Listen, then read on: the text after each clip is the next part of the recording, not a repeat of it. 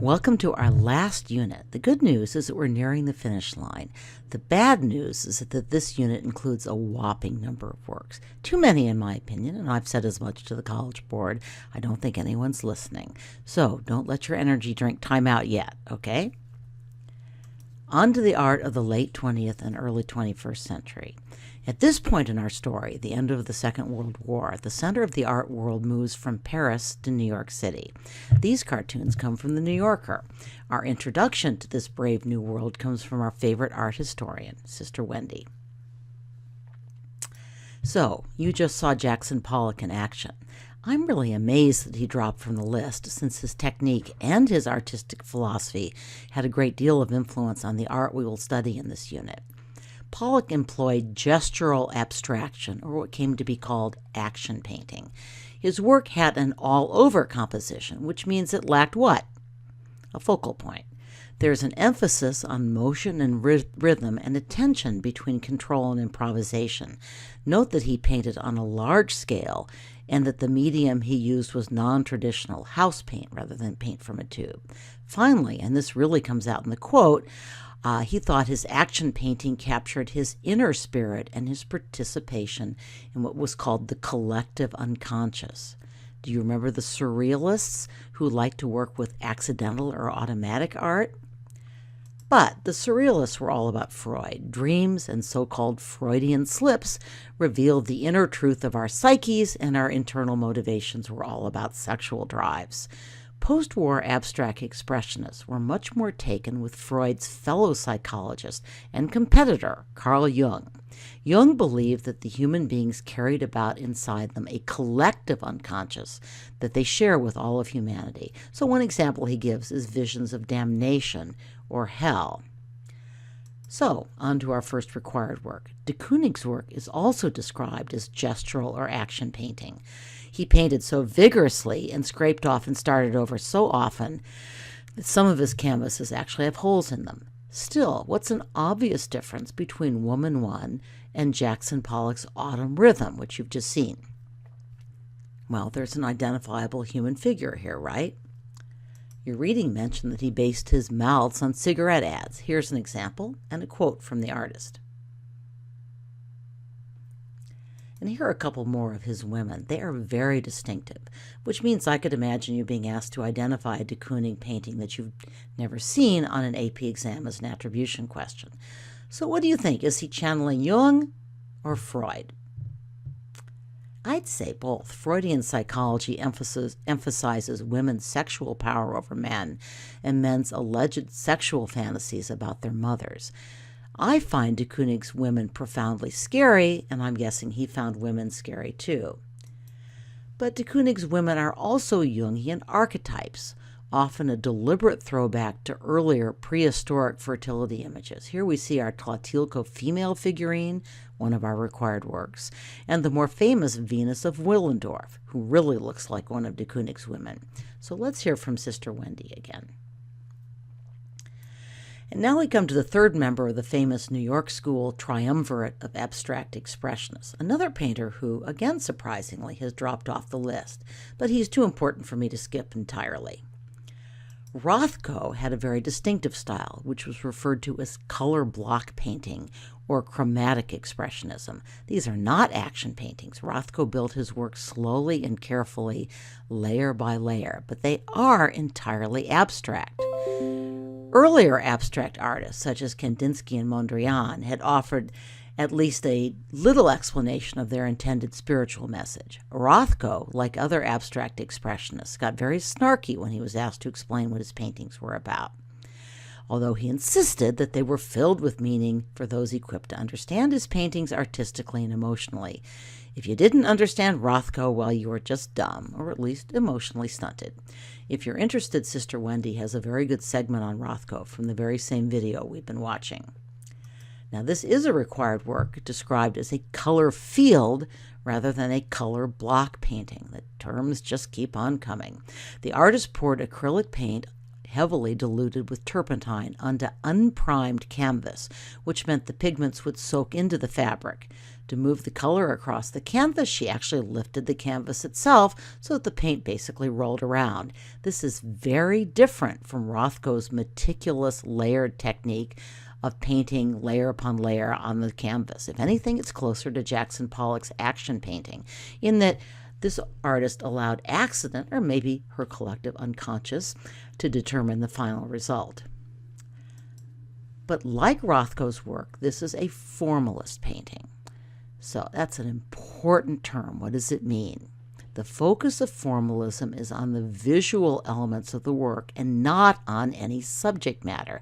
In fact, Frankenthaler insisted that her colors did not stand for anything.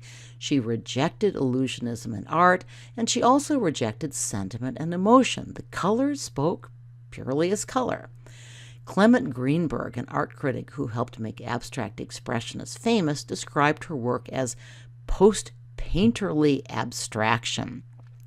So let me try to unpack that confusing term. Now, we've encountered painterly before. To quote our old friend Wikipedia, an oil painting is considered painterly when there are visible brushstrokes, the result of applying paint in a less than completely controlled manner, generally without closely following carefully drawn line. Greenberg characterized post-painterly abstraction as linear in design, bright in color, and open in composition, that is inclined to lead the eye beyond the limits of the canvas. Most importantly, however, it was anonymous in its execution. This reflected the artists in the school desire to leave behind the grandiose drama and spirituality of abstract expressionism. These paintings were not supposed to have any particular meaning. So here are some more non-required examples of post-painterly abstraction, something called the hard edge school. Rather than expressing emotion, these hard edge paintings exude rationality. Yet, as her titles suggest, Frankenthaler was influenced by natural landscapes. This is an earlier work, indeed her first soak-stained canvas. She painted mountains and the sea after returning from Nova Scotia, and while entirely abstract, the painting does reflect the painter's impressions of the Cape Breton landscape. She stated, and I quote, that the region's vistas were in my arms as I did it. On another occasion, she commented that, quote, my pictures are full of climates, abstract climates. They're not nature per se, but a feeling.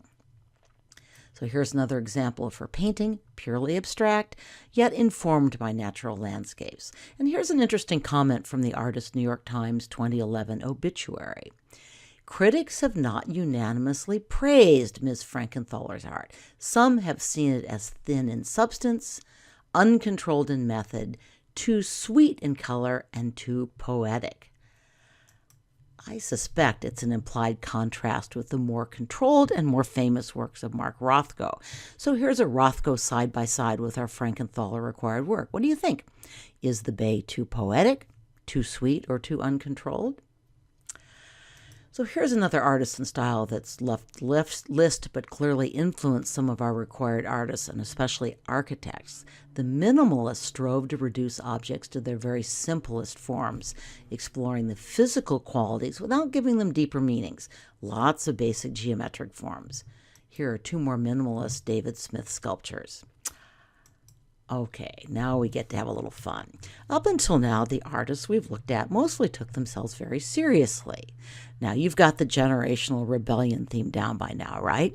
Well, the 60s generation of artists found their New York School abstract expressionist predecessors somber, pretentious, and out of touch with popular culture. Did they even watch TV? Did they ever listen to the Beatles? This work by Rauschenberger, pre-Beatles, highly influential but no longer required, is what is called a combine. And it's just what it sounds like. Works that combine sculpture and painting as well as Dada-style found objects. Note the pillow dangling from the string. That is part of the work. We've actually encountered at least one combine before. Remember this work? We'll talk about it again later in this unit. I'm going to let Sister Wendy introduce us to pop art and to our next required work. No pop artist is more famous or immediately recognizable than Andy Warhol. Is he celebrating American consumer culture? or making fun of it, or maybe both. Note that he not only parodies mass production, but he uses it as a technique. It is no accident and really not an exaggeration that he called his studio the factory. So this is probably the image most closely associated with Warhol. Do you remember what a memento mori is? I've included a hint from the Dutch Baroque era. They loved moralistic memento mori paintings. So why might this work be considered a memento mori? What is Warhol saying about death and about popular culture? Now, I could easily imagine a question on Warhol's production process, which added color to silkscreen photographic images. So here's a brief video clip that shows the process. Our next required artist is another pop artist who celebrated and satirized American consumer culture. Swedish-American artist Claes Oldenburg is best known for his gigantic plaster, resin, and cloth sculptures of food, clothing, and other ordinary everyday items. If you're wondering about that item on the bottom right, it is a typewriter eraser, and I'm actually old enough to remember these. So our next required work has an interesting story and a somewhat more serious theme. Here's a description from the Yale Alumni Magazine. Student protests were in full swing on campus during the spring of 1969, and amid almost daily demonstrations, a monumental sculpture mysteriously appeared on campus. This enigmatic artwork, a gigantic lipstick that stood 24 feet tall and appeared to be mounted on the body of a tank, was the creation of pop art sculptor Claes Oldenburg, Yale class of 50. Its presence in front of the World War I Alumni War Memorial inspired some and infuriated others, and it quickly became the focal point for anti-war demonstrations and student rebellions. The entire project was kept secret from the Yale authorities. On May 15th, the first day of final exams, Oldenburg trucked in pieces of the 3,500-pound artwork onto the quadrangle and had it assembled. Initially, by the way, the lipstick tip was made of inflatable vinyl, but after being pumped up, it soon deflated, and then it was later replaced by rigid plastic. I'll let you guys figure out what imagery he may have intended. I do not want to lose my R rating. Just a few other historical notes. The following fall, women entered Yale for the first time, and some saw this work as uniting masculine and feminine symbols. An interpretation, I would say, doesn't really flatter either gender. The original sculpture soon began to fall apart, and it was removed from campus. A group of art professors and historians then organized to bring lipstick back to Yale. They raised money to restore the sculpture and to construct new steel tracks. In the fall of 1974, lipstick was officially accepted by the art gallery and placed on indefinite loan to Yale. It is now a campus feature and a good place for a selfie. Ah, the fate of in-your-face art. It so easily becomes establishment art. Which brings us to our last required work, Jeff Koons' Pink Panther. Now, I'm getting a little ahead of myself chronologically, but I really think this work belongs with pop art. And why do I say this? What does this work have in common with the Maryland diptych and lipstick? Now, for a tougher question, why do many art critics who embrace Warhol and Oldenburg find themselves more uncomfortable with Koons? By the way, I'm posting an interesting article on this subject from the New York Review of Books if anyone's interested. One answer is that Koons doesn't play the game of investing his art with deeper meaning. He's very frank. He's in it for the bucks, and we're talking big bucks here. In 2013, one of his balloon dogs sold for $58.4 million at a Christie's auction. Koons himself, by the way, denies that his work has hidden meanings or that it's intended to critique modern culture. Artists just want to have fun. He also employs a small army of assistants to help him mass-produce these works. It's enough to make me want to go to art school. Koons also collaborated with Lady Gaga on her studio album Art Pop. Honest, go look it up. We're running out of time, but let me make just a few points about this totally in-your-face work. Technically, it involves more expertise than you might think at first glance. Koons turned to European artisans to craft his designs in ceramic and to polychrome the exteriors. The execution is considerably more careful than Warhol's. This work is part of a series. Do you remember the name? Banalities. So what does banal or banality mean? Merriam-Webster Dictionary defines it as lacking originality, freshness, or novelty. A synonym would be trite. So here are some more works from the series, together with an image of a Hummel figure. Koons claimed, that's on the right, that these figures inspired his series. Essentially, he is celebrating kitsch, or, to again use a dictionary definition, art, objects, or design considered to be in poor taste because they are excessively garish or sentimental. Koons actually titled the work on the bottom left with the pig, "Ushering in Banality."